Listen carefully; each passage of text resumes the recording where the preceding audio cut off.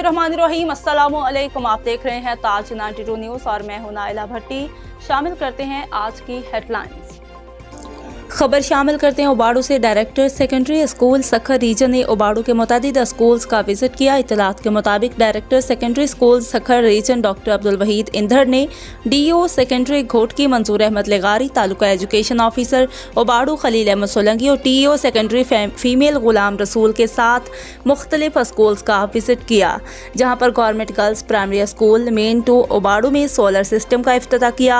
दूसरी जानब government lower secondary school Bariyam Kosh में तालीमी कॉन्फ्रेंस मुनक्किद हुई, जिसमें MPA Sardar Shahryar Khan Shar, director secondary school Sukkur region doctor Abdul Waheed Indhar, DO secondary Ghotki Manzoor Ahmed लेगारी, साबिका director secondary Sukkur Abdul Aziz Hakro, taluka education officer male ओबाड़ू Khalil Ahmed Solangi, headmaster Anwar Ali Dai और गुलाम रसूल मलिक ने शिरकत की। तमाम मेहमानों को सकाफती अजरक के तोहफे भी दिए गए। तकरीब से खिताब करते हुए MPA Sardar Shahryar Khan Shar, director secondary school Sukkur region doctor Abdul Waheed Indhar, DO secondary Ghotki Manzoor Ahmed लेगारी, साबिका director secondary Sukkur Abdul Aziz Hakro, taluka education officer male ओबाड़ू Khalil Ahmed Solangi, headmaster Anwar Ali Dai और गुलाम रसूल मलिक और दीगर मेहमानों ने कहा कि हमारा मकसद तालीम की बेहतरी है। गरीब और अमीर के बच्चों को यकसा और मयारी तालीम फराहम करना हमारी अव्वलीन तरजीह है।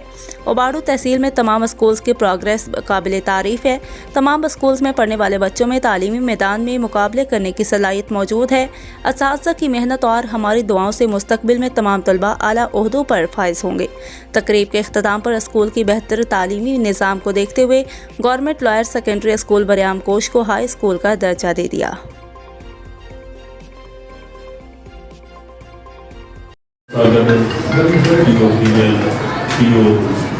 मेल सेकेंडरी उन सां गॾु तमामु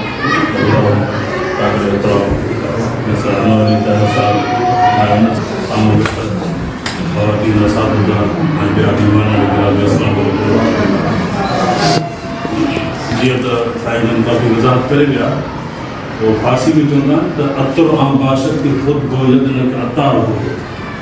अतुर आप लोग सिंधी समझ जाते हैं, कोई इशू नहीं है किसी को, अगर है किसी को तो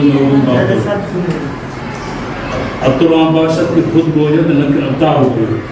अतर जो है खुशबू जो है वो खुद बताता है कि मैं खुशबू हूँ, मैं अतर हूँ, न कि जो है वो खुशबू बेचने वाला वो कहे कि ये इस किस्म का है, इसके अंदर ये खुशबू है तो ये बात अड़ी अड़ी तो साईं दफ़ा की तारीफ़ भी कौन करे पियो।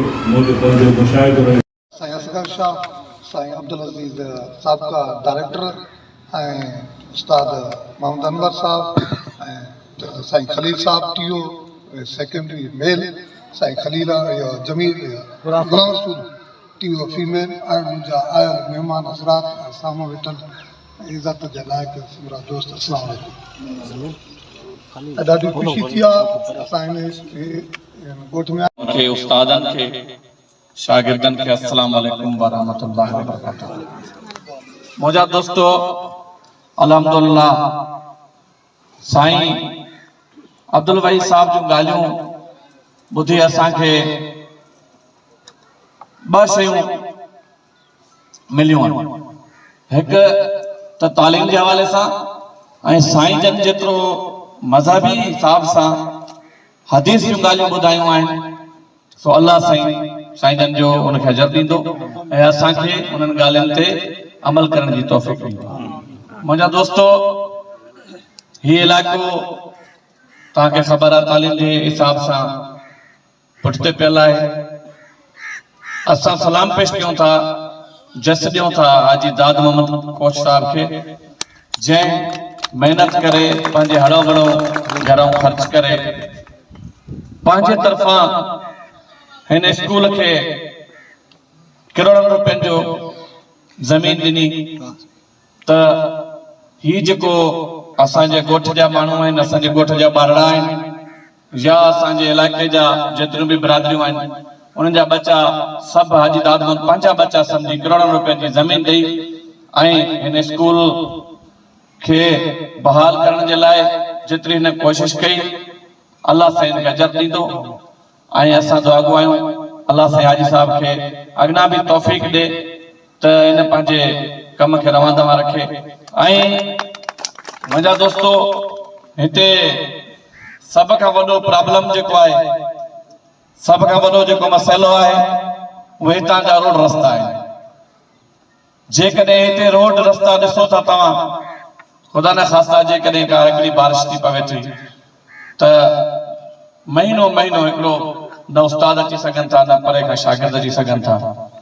सो मां सिंध गवर्नमेंट जो नुमाइंदो आहियां, पाकिस्तान पीपुल्स पार्टी जी तरफ़ां, सिंध गवर्नमेंट जे तरफ़ां अॼु मां हिते हिन महफ़िल में ऐलान कयां थो त मां सीएम सां ॻाल्हाइणो पियो। सिंध गवर्नमेंट खां कीअं बि करे मां अॼु ऐलान कयां थो त कुझु ॾींहंनि में तव्हांखे मां ही रोड जो कमु कराए ॾींदुसि त जीअं तव्हांजा बच्चा उस्ताद साहिबान ओड़े पाड़े जा जेतिरियूं बि बिरादरियूं आहिनि उन्हनि जा बच्चा जीअं पंहिंजे भले बारिश हुजे, भले मौसम ख़राब हुजे, रोड रस्तो हुजे त हुन सां अची सघनि ऐं इल्मु पढ़ाए सघनि ऐं उस्ताद साहिबान सही नमूने पंहिंजे टाइम ते पहुची सघनि ऐं वापसि पंहिंजे बचड़नि लाइ घर वञी सघनि।